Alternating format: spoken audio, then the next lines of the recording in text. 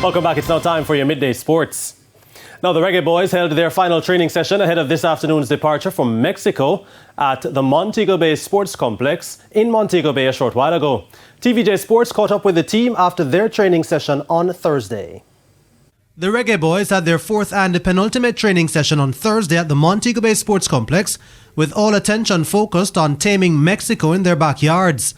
According to defender Ethan Pinnock, there is nothing to fear about the Mexicans, judging from what happened in their last encounters. No, not really. I thought the last few games that I played, I thought there were 3 games we easily could have won. Obviously Mexico, going ahead, having 10 men for a lot of the game, I thought that was a good performance throughout the whole team. Assistant coach Meron Gordon also believes that the Mexicans are not as frightening as they were in the past. I don't think we're fearful in that way. You know, the last game we drew 1-1 in National Stadium. We're very optimistic about this game coming up on Sunday. You know, at no point in a meeting we speak of Mexico in a fearful way. You know, we always want to beat them, you know, and beating Mexico also will bring us, you know, to the semi-final of the Nation League. It's very important for this team.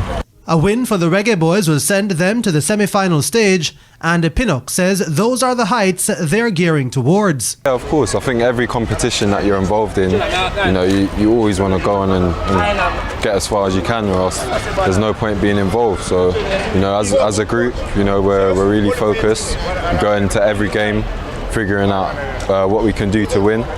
You know, obviously not every game you're going to win, but, you know, that's what the plan is. We'll figure out ways that we can get the win, and, you know, I think if you're going into competitions, that's got to be the mindset. The Reggae Boyz will depart on Friday afternoon for Mexico, with the match set to take place on Sunday.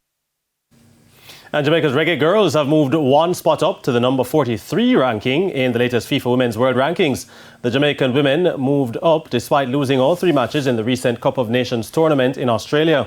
2 other teams in that tournament also made progress, with Australia moving back into the top 10 after moving 2 places up from 12th, while the Czech Republic moved 1 place up to 27th. Spain, the 4th team in the tournament, remained at number 7. The Reggae Girls, who are number 1 in the Caribbean, remain at number 5 in CONCACAF, behind the world number 1 USA and Canada at number 6. Mexico at number 32 and Costa Rica at number 36 complete the CONCACAF top 5. Meanwhile, Germany, Sweden, England and France complete the top 5 in the world. The next FIFA Women's World Rankings will be published on June 9.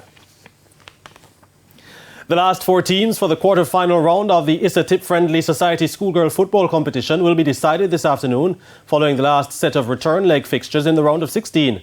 Denham Town High and St Andrew Technical, who played out a tense 3-all draw in the first leg, are set to play their return fixture at the Edward Seago Sports Complex. Following a brawl at the end of the first leg, the Intersecondary School Sports Association ISSA says measures have been put in place to prevent a repeat in the return fixture. Another intriguing contest is expected when Homewood Technical host Kempshill, with both teams locked at 1-1. Elsewhere, Manchester, already leading 4-2, host Old Harbour at the Kirkvine Sports Complex, and Camperdown take a 2-1 first leg lead back to the Alpha Boys home.